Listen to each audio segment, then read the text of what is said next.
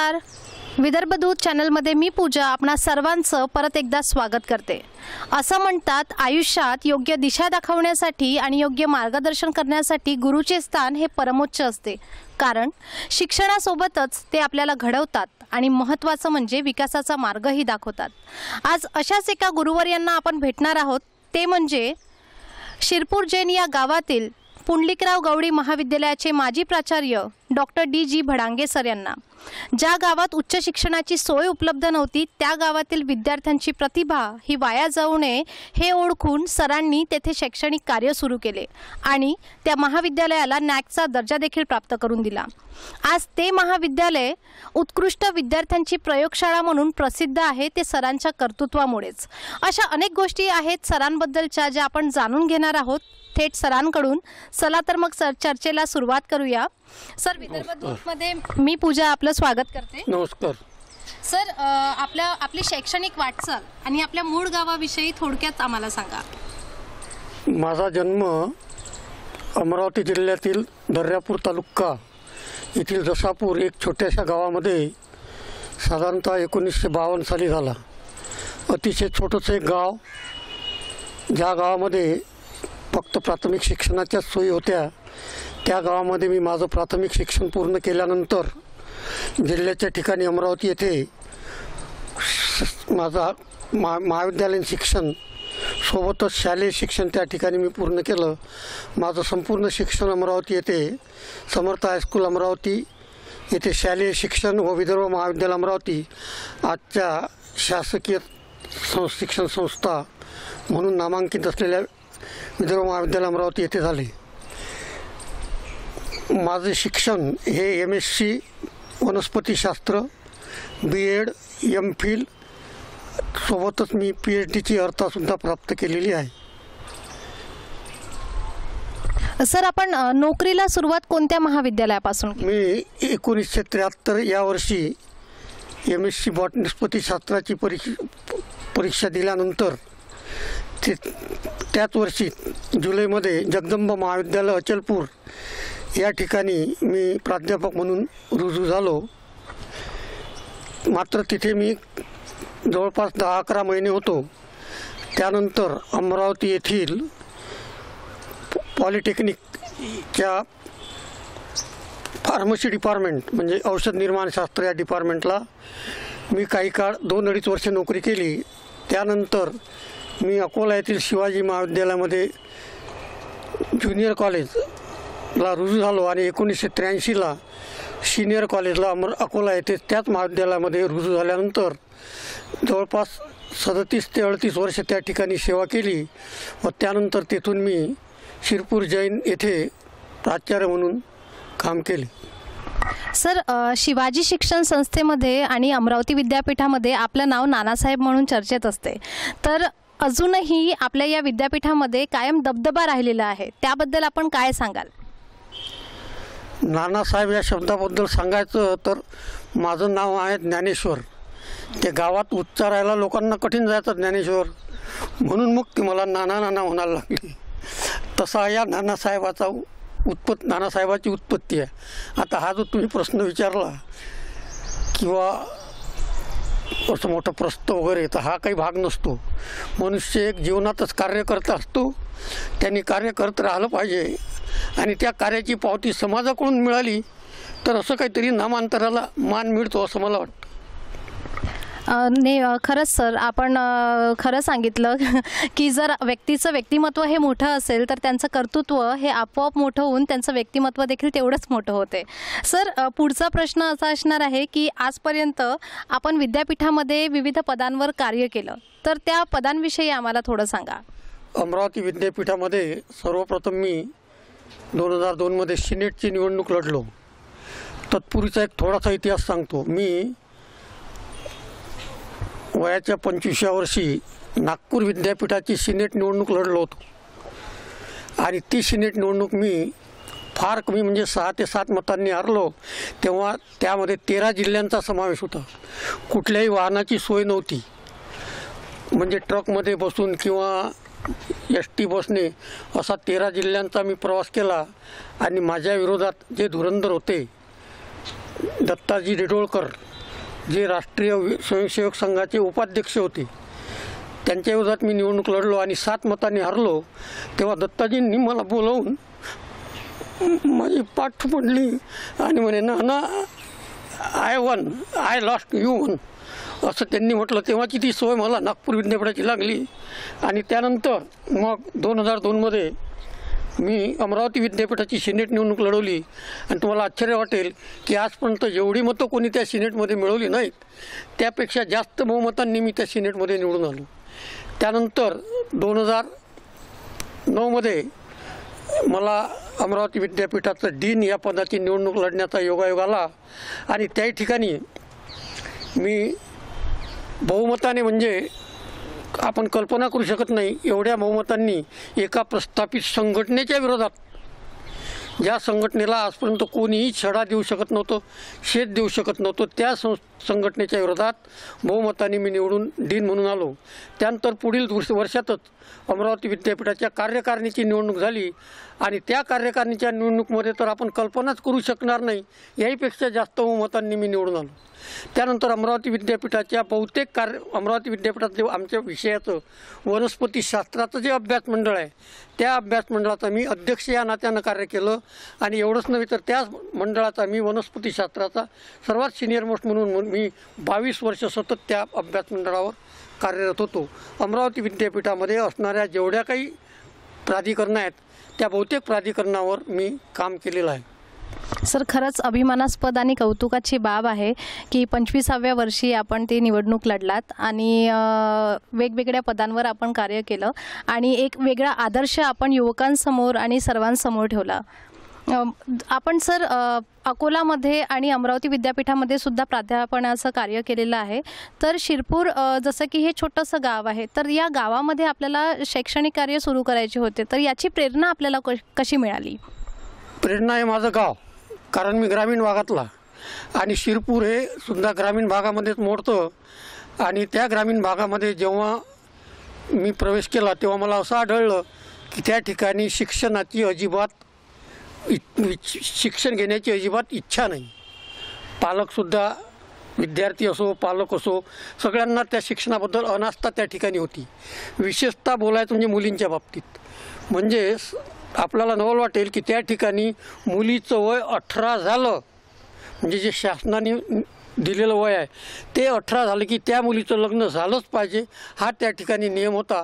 आणि मला ते काही सहन झालं नाही की एवढ्या सुंदर सुशिक्षित पोरी यांना स्वतःच्या पायावर उभं राहू शकतात, त्यांना 18व्या वर्षीच सासरी पाठवायचं आणि संसारात गुंतवायचं, हे काही आजच्या काळामध्ये योग्य मला वाटलं नाही. आणि म्हणून मग अनायासे मला संधी आली प्राचार्य होण्याची त्या ठिकाणी. आणि म्हणून मग मी त्या ठिकाणी प्राचार्य म्हणून रुजू झालो. आणि आज आपल्याला आश्चर्य वाटेल, त्या ठिकाणच्या मुली ह्या खूप मोठ्या क्षेत्रामध्ये कार्यरत आहेत. तर मला जे माझं फळ मिळालं ते म्हणजे त्या मुलींचं शिक्षण. त्या मुलींना मला अक्षरशः घरोघरी हिंडावं लागलं, पालकांना समजावं लागलं. पालक समजून घ्यायच्या मनस्थितीत नव्हते. आमच्याकडे ही प्रथा आहे, आम्ही या प्रथेच्या विरुद्ध जात नाही. परंतु मी त्यांना समजावून सांगितलं, मुलींना समजावलं आणि त्यांना थोडंफार समजलं. आणि नंतर कालांतराने त्या महाविद्यालयामध्ये मुलींची संख्या ही जवळपास जितके मुलं तितकेच मुली एवढी झाली. आणि आज त्या मुली सुंदर अशा पदांवर कार्यरत आहेत. खरंच सर, म्हणजे आपल्या हातून समाजकार्य सोबत शैक्षणिक कार्यसुद्धा घडलं असं म्हणायला हरकत नाही.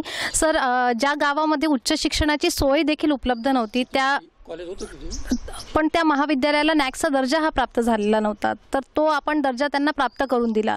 तर हे सर्व करताना कुठल्या अडचणींना आपल्याला सामोरे जावं लागलं? मुद्दा असा आहे की तो सांगतो मी आधी, की त्या महाविद्यालयामध्ये मी जेव्हा रुजू झालो तेव्हा त्या महाविद्यालयामध्ये कुठलीही व्यवस्था नव्हती. त्या महाविद्यालयामध्ये मी गेल्यानंतर त्या महाविद्यालयाला विद्यार्थ्यांना परीक्षा द्यायला शिरपूरवरून मालेगावला जायला लागत. सर्वप्रथम मी त्या ठिकाणी परीक्षा केंद्र निर्माण केलं आणि विद्यार्थ्यांची सोय त्याच ठिकाणी तयार केली. त्यानंतर त्या महाविद्यालयामध्ये नियमानुसार UGCचे जे नियम आहेत, त्या UGCच्या नियमानुसार त्या महाविद्यालयाचं 2F 12B आणि परमनंट ॲफिलिएशन ह्या गोष्टी प्रत्येक महाविद्यालय ह्या आवश्यक असतात. आजही वाशिम जिल्ह्यामध्ये बऱ्याच महाविद्यालयांच्या त्या झालेल्या नाहीत आणि म्हणून मी माझं लक्ष त्याकडे केंद्रित केलं आणि सर्वप्रथम मी त्या ठिकाणी त्या महाविद्यालयाला 2F-12B दर्जा मिळवून दिला, UGCचं नामांकन मिळवून दिलं. आणि हे करत असताना आमच्या असं लक्षात आलं की शासनाने आता एक कठीण धोरण अवलंबिलं आहे आणि ते धोरण असं की नॅक करणे हे महाविद्यालयाला आवश्यक आहे. जर नॅक केलं नाही तर पुढच्या कुठल्याही सुखसुविधा उपलब्ध होणार नाहीत. परंतु परिस्थिती भीषण होती. नॅक करणं हे त्या ठिकाणी एवढं सोपं नव्हतं. परंतु आमचे मॅनेजमेंटच्या आमच्या भावनाताई गवळी यांनी आम्हाला उत्तेजन दिलं आणि मग आम्ही त्या मार्गी लागलो. आमचा प्राध्यापक वृंद, आमचे शिक्षकेतर कर्मचारी, गावातील मंडळी या सगळ्यांनी आम्हाला सहकार्य केलं आणि न भूतो न भविष्यती असं जे कार्य घडलं त्या महाविद्यालयाचं ते म्हणजे नॅकचं नामांकन. आपण नवल कराल त्या ठिकाणी नॅकच्या नामांकनाला आल्या ज्या व्यक्ती होत्या त्या इतक्या मोठ्या श्रेष्ठ पदावर होत्या. त्यातले एक कुलगुरू होते हरियाणा विद्यापीठाचे. एक तर त्यांचं शिक्षण 6 वर्ष अमेरिकेत, 3 वर्ष जर्मनीमध्ये झालेलं होतं आणि ते 2 विद्यापीठांचे कुलगुरू होते. अशा लोकांच्या मार्गदर्शनाखाली ते नामांकन झालं आणि त्यांनी खूप वाहवा केली महाविद्यालयाची आणि आम्हाला त्यांनी 400 पैकी 200 मार्क त्या महाविद्यालयात दिले. खरंच ही सुद्धा कौतुकाची बाब आहे सर. आणि मोठ्या तज्ज्ञांचं मार्गदर्शन मिळणं हे सुद्धा तितकंच महत्त्वाचं असतं. त्या सर आपल्या महाविद्यालयाचं नाव हे फक्त शैक्षणिक क्षेत्रातच नाही तर सामाजिक क्षेत्राबरोबर अनेक क्षेत्रात त्यामुळे चमकलं. तर त्या अनुभवांबद्दल आपण काय सांगा? आता महाविद्यालय म्हटलं की महाविद्यालयामध्ये शिक्षणाव्यतिरिक्त इतरसुद्धा कार्य असतात. जसं खेळ आहेत किंवा यूथ फेस्टिवल असतो. तर यामध्ये मी जाण्यापूर्वी तिथे कोणीही सहभाग घेतलेला नव्हता. विद्यार्थ्यांचा जर सर्वांगीण विकास व्हायचा असेल तर त्याला शिक्षणासोबतच 4 भिंतीच्या बाहेरचं शिक्षणसुद्धा अवगत असलं पाहिजे. जर त्याला 4 भिंतीच्या बाहेरचं शिक्षण अवगत झालं तरच तो आपल्या जीवनामध्ये चांगल्या प्रकारे प्रगती करू शकतो हे आमच्या लक्षात आलं. आणि त्याकरता आवश्यक असलेली बाब म्हणजे सर्वप्रथम क्रीडा. स्पर्धा ही जीवनामध्ये आवश्यक असते आणि क्रीडेच्या स्पर्धा या माध्यमातून विद्यार्थ्याचा सर्वांगीण विकास होत असतो. आणि म्हणून आम्ही क्रीडा या क्षेत्रावर आमचं लक्ष केंद्रित केलं आणि त्या ठिकाणी विद्यार्थ्यांना क्रीडा या क्षेत्रामध्ये भाग घेण्याकरता आम्ही त्यांना उत्सुक केलं, त्यांना हे दिलं, स्फुरण दिलं. आणि विद्यार्थी त्यानंतर कबड्डी असो, क्रिकेट असो, खो खो असो, बॅडमिंटन असो, कुस्ती असो, या व्हॉलीबॉल असो, या विविध क्षेत्रामध्ये विद्यार्थ्यांनी त्यामध्ये सहभाग घेतला आणि काही विद्यार्थ्यांनी प्रावीण्यसुद्धा मिळवलं. दुसरं म्हणजे यूथ फेस्टिवल हा विद्यार्थ्यांच्या सर्वांगीण जीवनाकरता सर्वात आवश्यकाची बाब आहे, आपल्यालासुद्धा माहिती आहे. आणि हा यूथ फेस्टिवल दरवर्षी जिल्हा स्तरावर होत असतो आणि त्यामध्ये सर्व जवळपास विद्यापीठाच्या अंतर्गत येत असणाऱ्या सर्व महाविद्यालयांचे विद्यार्थी सहभाग घेत असतात. आमच्या महाविद्यालयाचा पूर्वी त्या ठिकाणी सहभाग नव्हता. परंतु आणि म्हणजे तुम्हाला आश्चर्य वाटेल त्या गावामध्ये त्या गावची पालक मंडळी ही मुलींना बाजूच्या मालेगावला सुद्धा जाऊ देत नव्हते. म्हणजे जे 8 किलोमीटर आहे ते तिथे जाऊ देत नव्हते. त्या मुलींना पाठवण्याकरता आम्हाला त्या पालकांची मनधरणी करावी लागली. त्या पालकांनी ना करून शेवटी त्या मुलींना परवानगी दिली आणि आमच्या मुलींनी त्या ठिकाणी प्रावीण्य मिळवलं यूथ फेस्टिवलमध्ये. ही आनंदाची बाब आहे. आणि आता मात्र पालक पाठवतात मुलींना त्या ठिकाणी कार्यक्रमामध्ये सहभाग घेण्याकरता. परंतु मला जो त्या ठिकाणी त्रास झाला सुरुवातीला त्या ठिकाणी असताना त्याची आपण सुद्धा कल्पना करू शकत नाही. मी गुडघा पाण्यामध्ये प्रत्येक विद्यार्थ्याच्या घरी फिरलो, खेडेपाडे फिरलो, सर्वांच्या घरी जाऊन आलो आणि त्यांना हात जोडून विनंती केली की आपल्या मुलांना शिकवा. शिक्षण हे महत्त्वाचं आहे. कारण गाडगे बाबांनी सुद्धा हा संदेश दिला होता की ताट घरचं विका पण मुलाबाळांना शिकवा. म्हणजे सर महात्मा फुले आणि सावित्रीबाईंना ज्याप्रमाणे अडचणी आल्या त्याच पद्धतीच्या अडचणी आपल्या देखील समोर आल्या. परंतु त्या अडचणींवर मात करत आपण तिथे शिक्षणाचे कार्य म्हणजे तेवढ्याच जोमाने सुरू केले. मी सावित्रीबाई आणि ज्योतिराव यांना गुरुस्थानी मानतो. मी त्यांना शिक्षणाची देवता समजतो आणि मी ते प्रत्येक वेळेला माझं उदाहरण त्या ठिकाणी सांगायचं पोरांना. बघा त्या सावित्रीबाई रस्त्याने चालल्या आहेत, त्यांच्यावर विष्ठा फेकत आहेत, घाण फेकत आहेत, तरीसुद्धा त्या न डगमगता त्यांनी आपलं कार्य सुरू ठेवलं. आणि म्हणून तुम्हालासुद्धा असंच कार्य करायचं आहे. तर ते माझे आदर्श आहेत जीवनातले. बाबासाहेब आंबेडकर असो, शाहू महाराज असो, छत्रपती राजे शिवाजी असो किंवा माजीजाऊ असो, यांना मी आदर्श समजतो. सर, आपल्या शैक्षणिक कार्याची दखल घेत महाराष्ट्र राज्य शिक्षण मंडळाने आपली कार्यकारी सदस्य म्हणून नियुक्तीसुद्धा केली त्यावेळी, तर त्याबद्दल काय सांगाल? नाही, तशी माझी नियुक्ती झाली नाही. नियुक्ती आहे माझी, परंतु तीसुद्धा एक निवडणुकीच्या माध्यमातून आहे. अमरावती प्रत्येक विद्यापीठातून महाराष्ट्र राज्याच्या एक प्रतिनिधी हा विद्यापीठातून त्या महाराष्ट्र स्टेट बोर्डवर पाठवायचा असतो.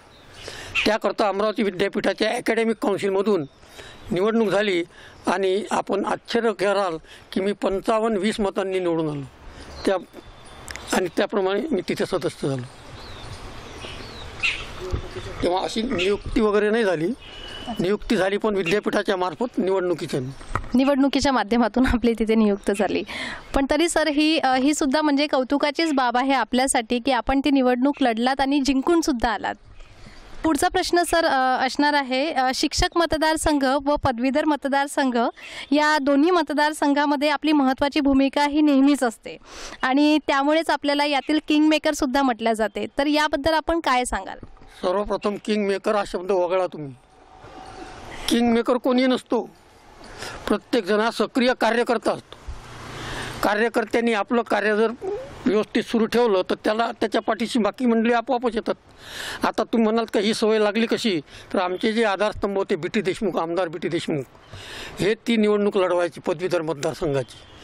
आणि त्यामध्ये असा पॅक झाला होता की पदवीधर मतदारसंघ हा बीटी देशमुखांनी लढवायचा आणि शिक्षक मतदारसंघ हा शिक्षक महासंघाने लढवायचा.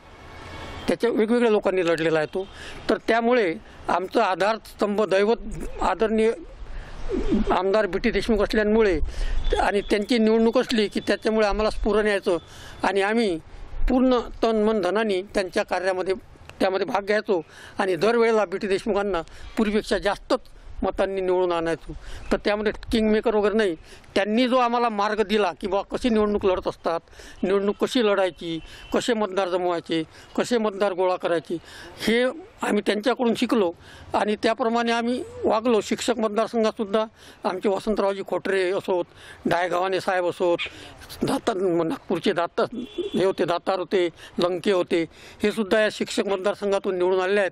त्यावेळेला आमच्या गुरूंची जी आम्हाला शिकवण होती की या मार्गाने चला म्हणजे निवडणूक आपोआप लढता येते, निवडणूक जिंकता येते.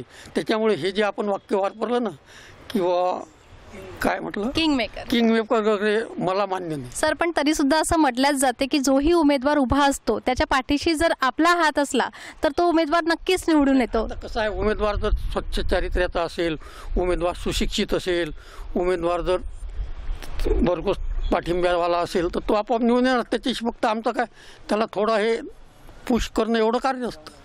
त्यामुळे आमच्यामुळेच येतो असं मी तरी म्हणत नाही. आणि हे तुम्हाला तर योग्य वाटते का की मी म्हटलं म्हणूनच ते निवडून? सर, तुम्हीच सांगितलं की गुरुचा पाठिंबा असणं फार गरजेचं असते आणि तुमच्या पाठीशी जसे तुमचे गुरु असतात तसेच तुम्ही देखील त्या उमेदवाराच्या पाठीशी एक गुरु म्हणूनच उभे असतात. तर नक्कीच आपल्याला किंगमेकर म्हणणं म्हणजे चुकीचं ठरणार नाही सर. किंगमेकर हा राजकारणी शब्द आहे मॅडम. राजकारणामध्ये हा शब्द वापरतात किंगमेकर. आम्ही शिक्षक सर, पण निवडणूक लढणे ही सुद्धा आपण राजकारणच म्हणू शकतो आपण. फक्त एवढंच आहे की हे शैक्षणिक राजकारण. आणि सर, आपल्याला बरेचसे पुरस्कार सुद्धा प्राप्त झालेले आहेत आणि बॉटनी या विषयामध्ये आपले अनेक शोध निबंध आहेत जे पब्लिश झालेले आहे. त्याबद्दल तुम्ही थोडी माहिती द्या. तर मी PhD केल्यानंतर वनस्पतीशास्त्र विषयाचा संशोधकाचा गाईड बनलो आणि गाईड झाल्यानंतर आज तायगत माझ्या अंडर 6 विद्यार्थ्यांनी PhD प्राप्त केलेली आहे. त्याचप्रमाणे मी वर्ल्ड नॅशनल कॉन्फरन्स मलेशियाला त्या ठिकाणी जाऊन आलो. त्या ठिकाणी मी पेपर रीडिंग केलं आणि तुम्हाला नवल वाटेल, मी जेव्हा पेपर वाचला मलेशियामध्ये त्यावेळेला 2 मिनिट टाळ्यांचा सतत गडगडाट होता. त्यानंतर मी श्रीलंकेला सुद्धा जाऊन आलो. त्या ठिकाणी सुद्धा मी कॉन्फरन्स अटेंड केली आहे.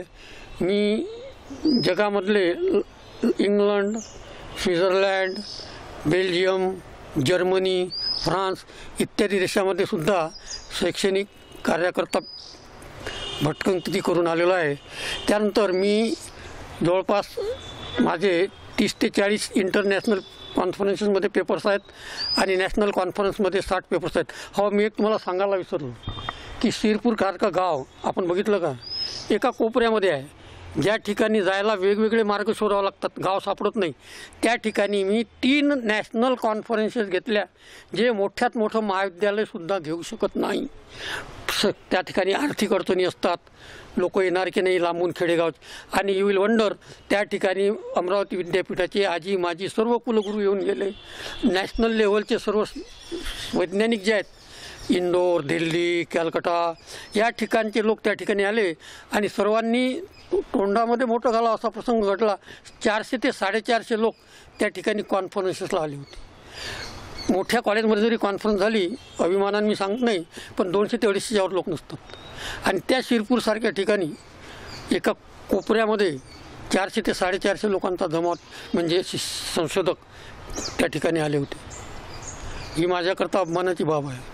खरंच सर, ही आमच्यासाठी सुद्धा आणि जे विद्यार्थी असतील त्यांच्यासाठी सुद्धा खरंच अभिमानाची बाब आहे. सर, शैक्षणिक क्षेत्रात बऱ्याच शिक्षकांना अडचणी येतात आणि त्यांना वेगवेगळ्या प्रश्नांना सामोरे सुद्धा जावं लागते. अशा परिस्थितीत डॉक्टर अनिल कोरपेनवार नेहमी सांगतात की जर आपल्याला योग्य मार्गदर्शन हवे असेल तर नानासाहेब नक्कीच मदत करतील. तर यामागे नेमकं काय गुपित दडलं आहे? जगत असताना अनेक संकटांना सामोरं गेलेलं आहे आणि सामोरं गेल्यामुळे त्या अडचणींवर कशी मात करायची याचं शिक्षण मला निसर्गतःच प्राप्त झालं. आणि म्हणून जेव्हा कोणी माझ्याकडे अडचण घेऊन येतो तेव्हा त्या अडचणींची मला इत्थंभूत आधीच माहिती असल्यामुळे मी त्यांच्या त्या अडचणी सोडवण्याचा प्रयत्न करतो. शक्यतोवर त्या अडचणी सोडवल्या जातात असं मला वाटते. कसं मी वेगवेगळ्या ठिकाणी नोकऱ्या केल्या आहेत.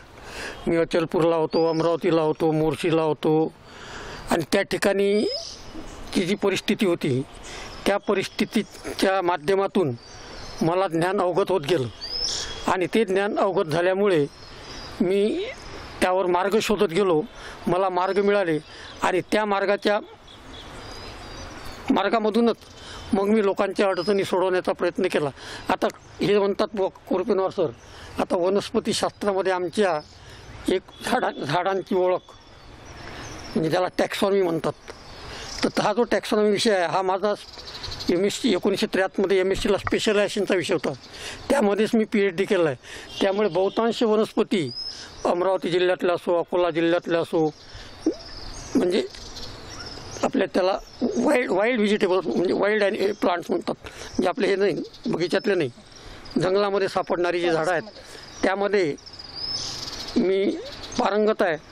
आणि ते झाड मी जवळपास झाडं ती ओळखतो जंगलामध्ये सापडणारी. आणि ते कोरपेनवार आमच्या सध्या नागबीडला आहेत, तिकडे खूप मोठं दाट जंगल आहे आणि त्यामुळे त्यांना त्या अडचणी येतात झाड ओळखण्याच्या, तेव्हा ते माझ्याकडे फोटो पाठवतात. बहुतेक मी त्यांचं ती अडचण सोडवतो. आता बरेचसे विद्यार्थी येतात माझ्याकडे अडचणी घेऊन. कोणाचं नॅक असतं, कोणाचं आणखीन PhDचा प्रॉब्लेम असतो, कोणाचं रजिस्ट्रेशन असतं PhDचं. तर या अडचणी मला त्या याच्यामधून मी गेल्यामुळे, विद्यापीठाच्या प्राधिकरणामधून गेल्यामुळे त्या अडचणीवर मी त्यांना ते म्हणजे सर फक्त शिक्षकांसोबतच नाही तर आपण विद्यार्थ्यांचे अजूनही मार्गदर्शन करता असं म्हणायला हरकत नाही. आजही विद्यार्थी माझ्याकडे येतात, मार्गदर्शन घेतात. आमच्या शिरपूरचे विद्यार्थी अधूनमधून भेटीला येत असतात आणि माझे विद्यार्थी जेवढे आहेत ते सुद्धा माझ्या घरी नित्यनेमाने येतात.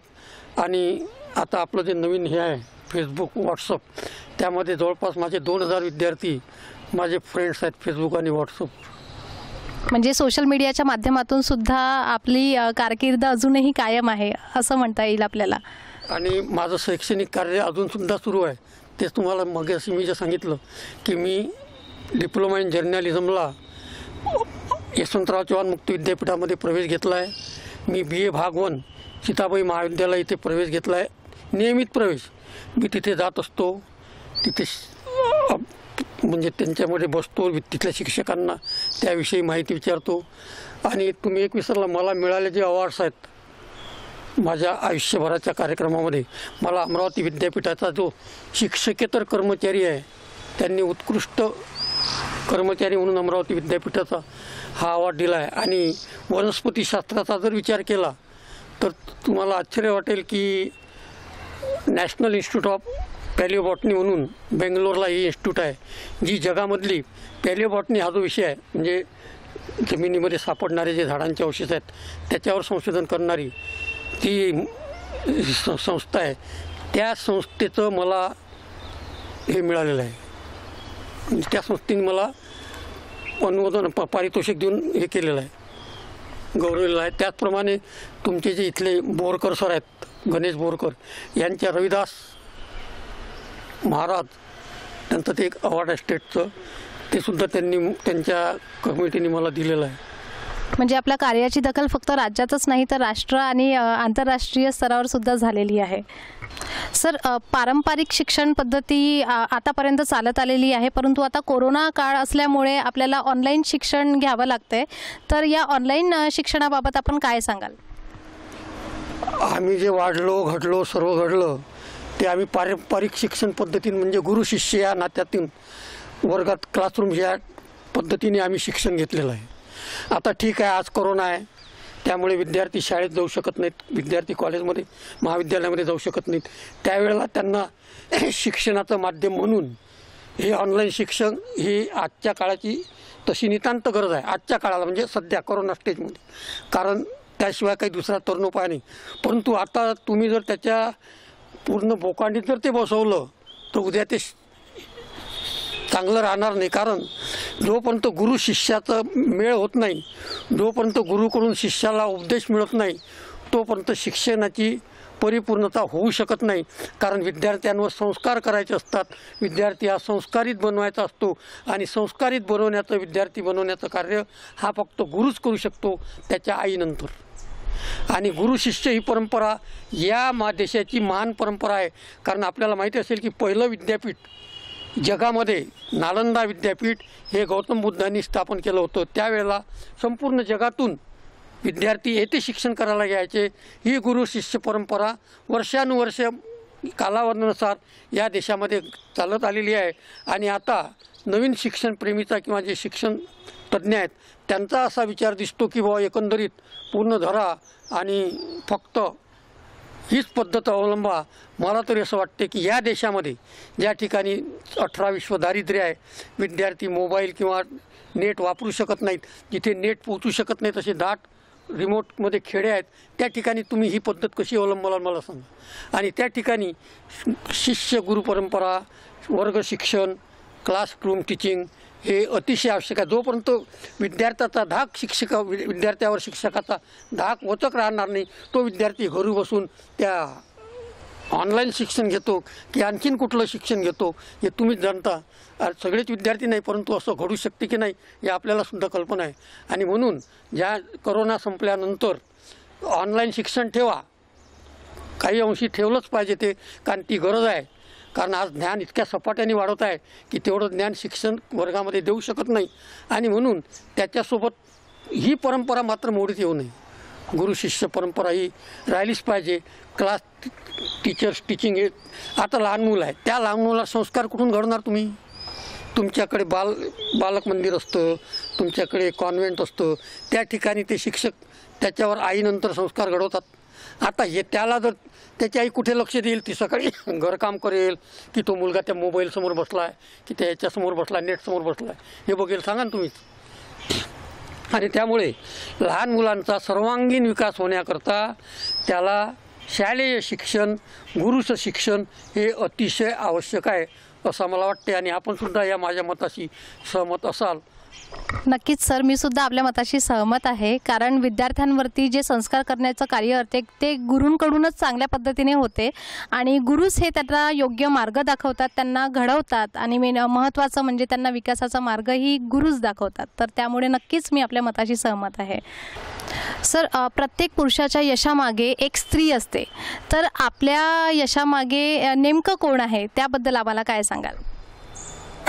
माझं यश जे आहे त्या यशाचे भागीदार अनेक जण आहेत.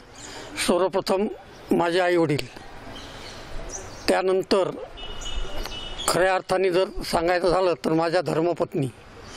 कारण त्या जर माझ्या पाठीशी नसत्या तर मी आज इथे उभाच राहू शकलो नसतो. एवढा मोठा त्यांचा वाटा यामध्ये आहे.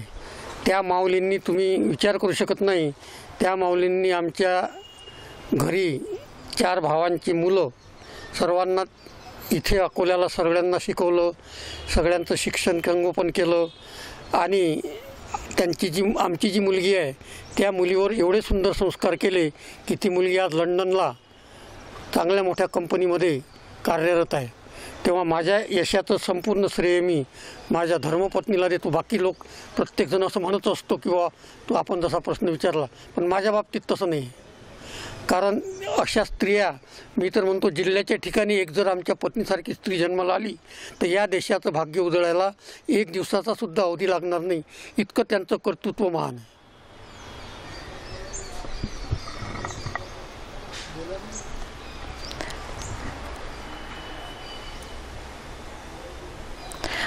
खरंच सर, म्हणजे आपल्या यशामागे आपल्या ज्या सहभागी आहेत त्या मॅडम आहे खरं तर, आणि त्यांनीच आपल्याला खरा पाठिंबा दिला आणि आपल्या यशाच्या खऱ्या ज्या आहेत मानकरी त्या आहेत. आपली कारकीर्द ही फक्त एका क्षेत्रापुरती मर्यादित नाही किंवा एका शहरापुरती किंवा एका छोट्याशा गावापुरती मर्यादित नाही, तर ती राष्ट्रीय स्तरावर आणि आंतरराष्ट्रीय स्तरावर देखील सर तेवढीच महत्त्वपूर्ण आहे. आणि मी विदर्भदूत चॅनलच्या वतीने आपले खूप खूप आभार मानते सर की आज आम्हाला तुम्ही अतिशय मूल्यवान अशी माहिती दिली. आणि जे हा व्हिडिओ बघतील, जे विद्यार्थी आणि बाकी सर्वजण जे बघतील त्यांच्यासाठी नक्कीच ही सुवर्णसंधी असणार आहे आपल्याला ऐकण्याची. धन्यवाद सर. थँक्यू. धडाकेबाज बातम्या पाहण्यासाठी विदर्भदूत या चॅनलला सबस्क्राईब करा व बेल आयकॉनवर क्लिक करा.